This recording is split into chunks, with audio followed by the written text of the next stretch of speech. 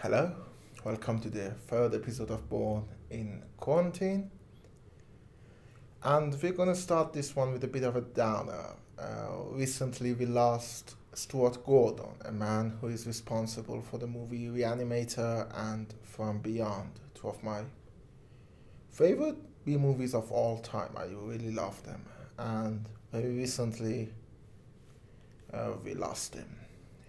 And I just wanted to thank him for all the amazing experiences he has given me over the years. Thank you, Mr. Gordon. You will be missed. The third episode is about the subject of B movies, if you couldn't guess. And one B movie in particular. Let's talk about the Guns of the Apocalypse.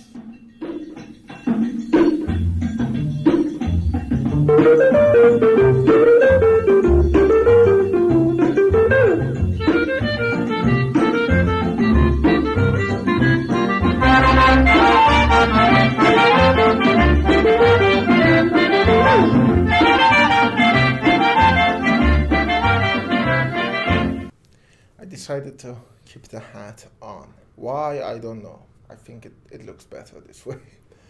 You'll know in a second why I even did the whole shtick with a hat and a gun. It's because Guns of the Apocalypse, in the words of its writer and director and editor, and one of the voice actors, Christopher R. Mim, is a post-apocalyptic sci-fi Midwestern, spaghetti Midwestern, to be exact. What does that mean? It doesn't mean anything, it's just advertising words, but it's a good advertising word if you know what he's talking about. But before we get to that, let's talk about some B movies.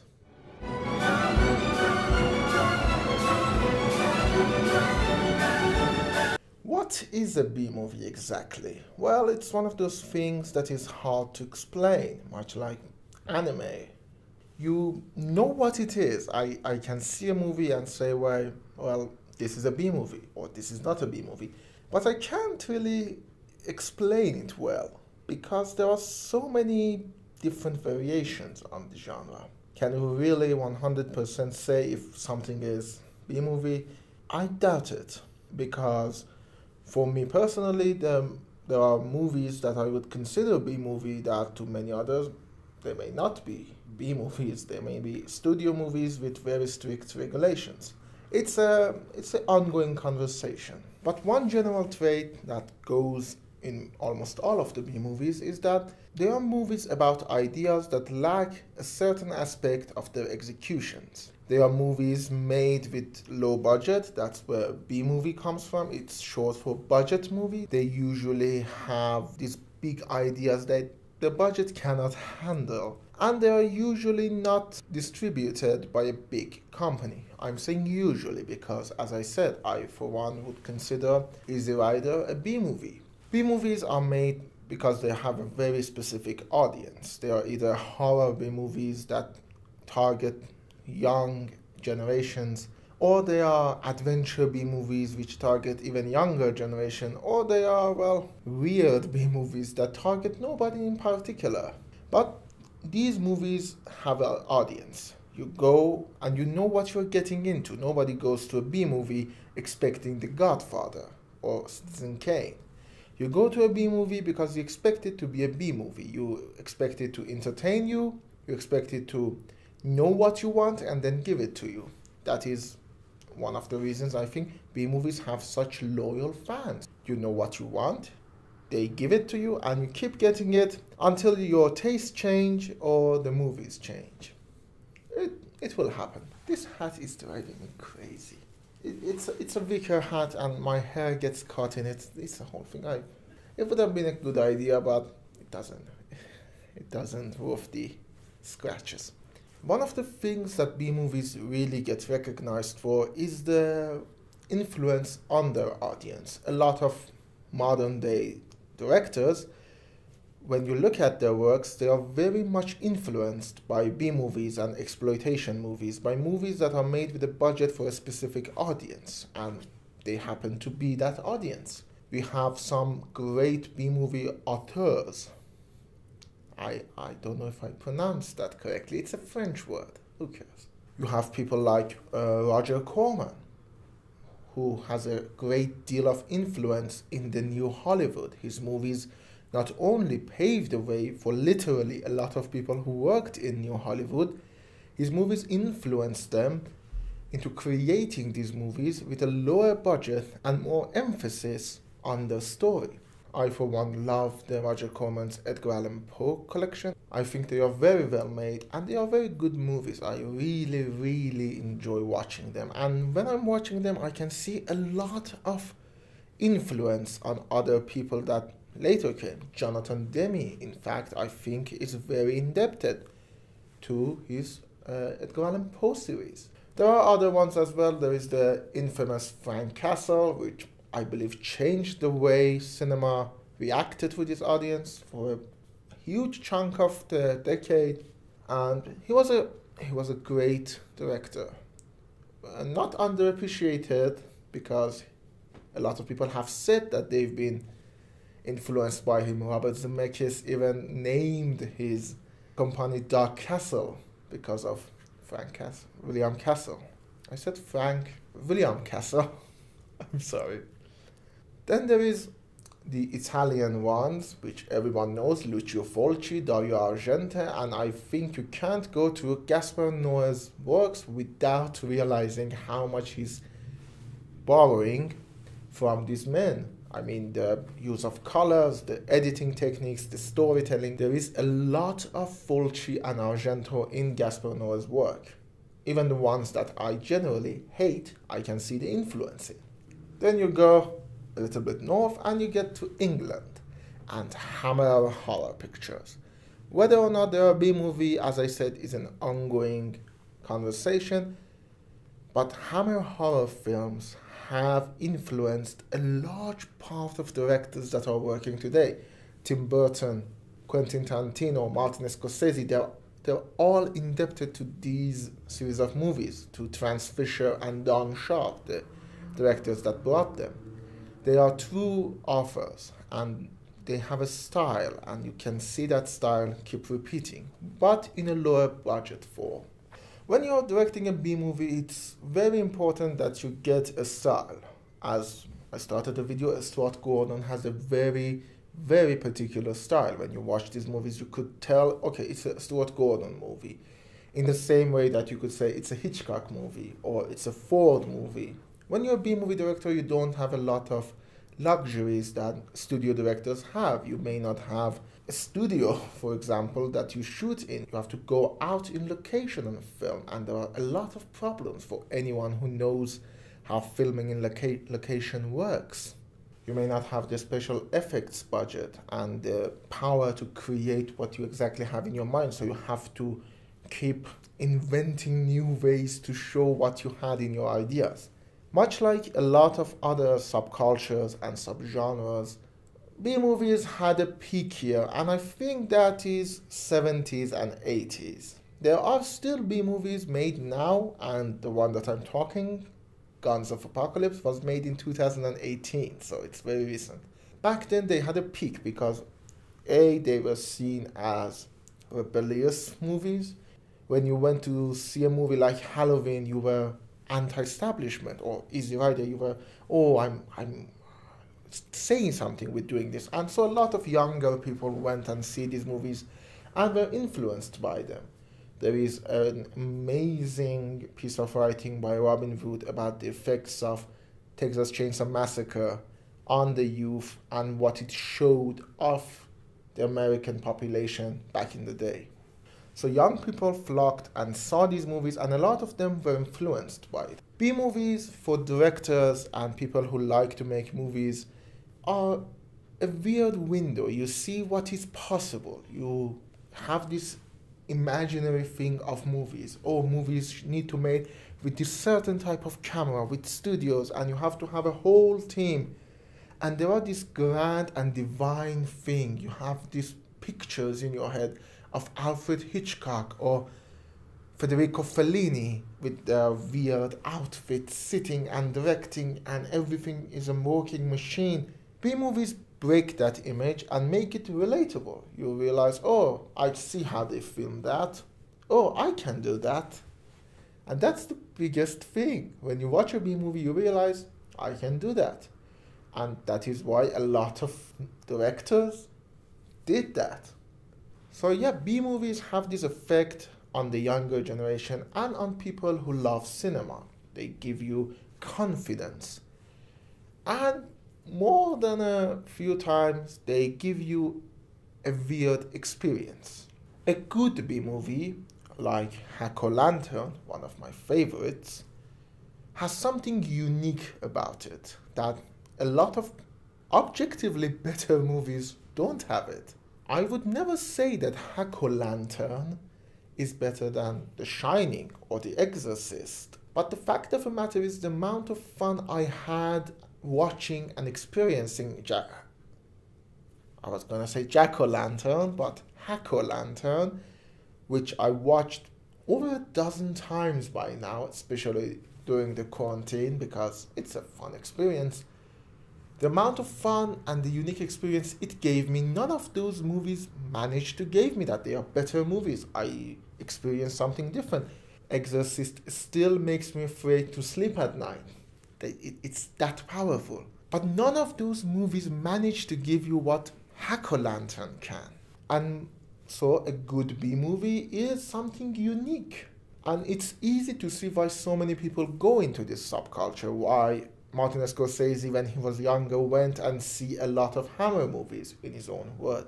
They are unique and they make you want to make unique stuff. They are cheesy, they are corny, they are poorly written, they are poorly acted, they are over the top and stupid, and there is nothing like them.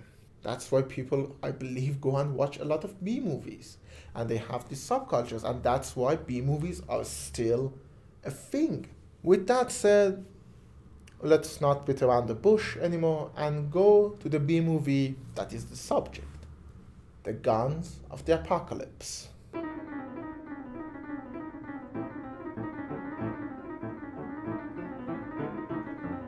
Where to start? That's the $1 million question. Where to start? Do we start with the weird sci-fi / western atmosphere? Do we start with the sets? Do we start with weird acting? The story? The dubbing? What are you doing out here? Where did you come from? Where do you start when talking about a movie like that? There is this thing that everyone needs to keep in the back of their head. B-movies, as much as I love them and I cherish them, are not studio movies. I can't really compare Guns of Apocalypse with a movie like The Assassination of Jesse James by the coward Robert Ford, or even, let's go schlockier, Cowboy vs. Aliens, because those movies are studio movies and they are well made. Guns of Apocalypse is a B movie, so I need to look at it through that window. And to that window, I have to say it's a pretty good movie. I really like the Guns of Apocalypse. I am a bit biased. Western is my favorite genre, and this movie has a lot of Western moments. I mean, a lot of them. Admittedly, it is a slow movie. There are long stretches of nothingness and silence, and very little happens. But, again, I don't know if that was intentional or not, because I'm more in tune with Western movies, and a lot of Western movies are slow, with long stretches of silence and nothing, and sometimes very little happens in them. And they try to build atmosphere and suspense over that. So I don't know if that was intentional or a measure to fill out time. And that's where you get kind of nowhere with B movies. The question, why is this there? Is it there because the director had it and wanted to show it? Is it there to fill out time? Is it there because somebody said it needs to be there? It's weird, and they are these weird little planets that you need to explore all by themselves.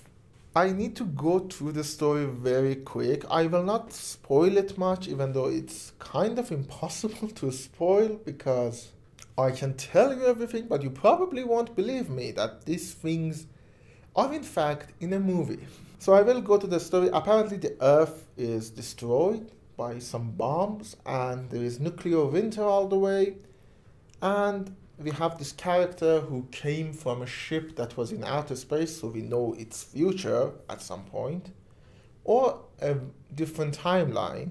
And he's on Earth scavenging and doing all of that western stuff. He has a 6-shooter. Sadly, I don't have a big one. I have this little novelty one.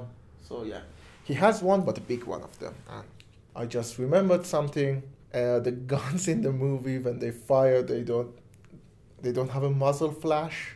There's no smoke. There's nothing, and there is no reloading scene. So I'm pretty sure they are toy guns. The reason I'm mentioning reloading thing is because 6-shooter are named 6-shooter because they have 6 bullets in them. How do you shoot over 20 bullets with a 6-shooter and without reloading them in the middle of a battle? I love this movie. I love this movie very, very much. He's scavenging. He is defending his home that he had put together. And one day he comes across a young girl and her caretaker who are named Hope and Faith. I love this movie. I love this movie very, very much, if you can't tell. And he has to take them somewhere, and along the way they encounter weird stuff, including a death cult who is extremely religious, with a pastor and an extremely racist southern accent, which I love. The movie is dubbed. It is horrendously dubbed. It's showed that it's dubbed.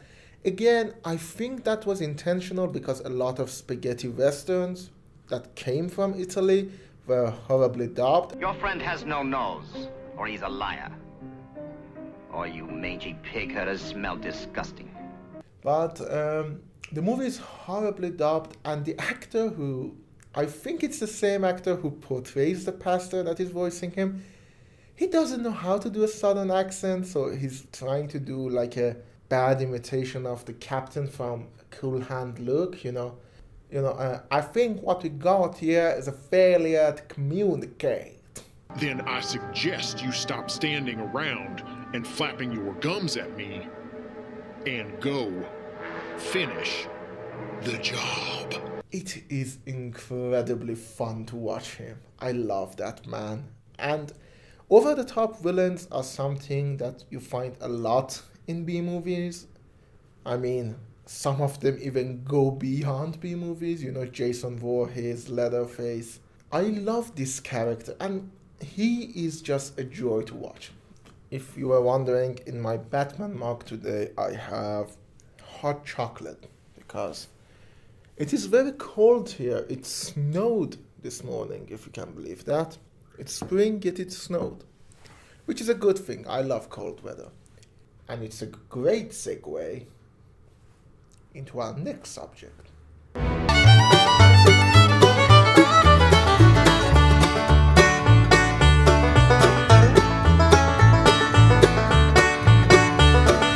Movies depend on what the audience know, much like postmodernist movies, And one would say even some of the B-movies are grandfathers of modern-day postmodernist movies. So a lot of B-movies rely on the audience and the knowledge and the fact that you watch the movie. I've mentioned Hack-O-Lantern, and Hack-O-Lantern not only relies on horror genre, it relies on the fact that it's a movie. If you've seen a movie, you realize why Hack-O-Lantern doesn't work and it falls flat on everything it tries. There is a music video in the middle of the movie, and I would love to show it here, but I'm afraid YouTube copyright laws might get me. But I urge you to, even if you don't want to watch Hack-O-Lantern, watch You're the Devil's Son music video that is in the middle of the movie for some reason. And Guns of Apocalypse is reliant on the Western genre. There are a lot of nods to Western, not only in the imagery and the storylines, but in fact that it's a cold environment, while Westerns were usually taking place in the desert. The Great Silence, a great movie, Excluding, and the Robert Altman movie. But a lot of them took place in the desert, and this movie said, okay, now, because of the nuclear thing, there is a nuclear winter, and so everything is snowy. Snow is the new desert. A lot of B movies rely on their ideas rather than their execution, and there are some weirdly good ideas in this movie. Ideas that I, as a student of cinema, would love to rip off and use them and do better on the execution. The fact that the nuclear winter made cold be the new desert, it's a great idea. I would love to use it. Side note, it kind of reminded me of that famous line in Fallout New Vegas. Patrolling the Mojave almost makes you wish for a nuclear winter. There are a little bit of something. Even the pastor character, as I said, is an over-the-top villain, and he doesn't make much sense, but there is some good things about him that I would love to explore. The fact that he has created the flood to, spoiler alert, erase all humanity, yet he sees himself as Noah, not the flood. It's a good character study, and I would love to go deeper and look at it. And a lot of B movies have that with them. I mean, Suspiria by Dario Argento is probably the first one that comes to mind, which had so many great ideas that they remade it poorly in 2018. And to think a B movie got remade and a B movie got made in 2018. So yeah, Guns of Apocalypse. It has a lot of good ideas. It's a great B movie, and when you look at it through that lens, it's actually on the top tiers of B movies for me personally. I mean, it's not Hack-O-Lantern. You don't laugh from start to finish and have fun all the way. But it's dim, it's dark, it has its moment, and it's a good movie that I really recommend. I mean, even if you don't like B movies, give this one a courtesy watch. It may draw you in. During the quarantine, I go back to a lot of movies and I rewatch them over and over again. Mainly because I don't have access to my full archives. I have them in another location, and I have a few movies at hand. And the other reason is I need a reliable source in the times of uncertainty. It's a mental thing. And one of the things that I keep rewatching are B movies. Again, I am studying to become a director myself, if I can. And as a writer and a director, I see these B movies and they fill me with inspiration. I see them and I say, well, there are some good ideas that I can take inspiration from. And not only that, they give me confidence. I watch Guns of Apocalypse and I see how it's done, and I see where I can tweak it maybe and make it better. I think it was Stanley Kubrick who said, a bad movie has created more directors than a good movie. I might be wrong. Don't quote me on that. I've heard it from a friend of a friend of a friend. But whether he said it or not, I totally agree with him. A good movie makes you want to become a director. I became interested in cinema because of the movie The Good, the Bad, and the Ugly. A good bad movie, a good B movie, keeps you on that track. I mean, I watch The Godfather and I become filled with emotion that, oh my God, what a good movie can do. But never after watching Godfather, I felt, well, I can make a movie. I just realized, oh, whatever I do, I can make The Godfather. After watching The Guns of Apocalypse, after watching Hack-O-Lantern, after watching Raw Meat, Iron Sky, both amazing movies, and I highly recommend them as well, I realized, well, it is something that I can do too, and it's fun. I love telling stories as much as Christopher R. Meme or all of the authors I said. I love telling stories as much as they do, and they did it. Sorry if this was a bit of a weird one. I'm on the other side of the desk now because I think this one has not only better lighting, but it gives me an area to put my voice recorder on. So if that worked, if this worked, and my computer is over there now, haha, because I'm on the other side of the desk. If that worked, you'll see me again.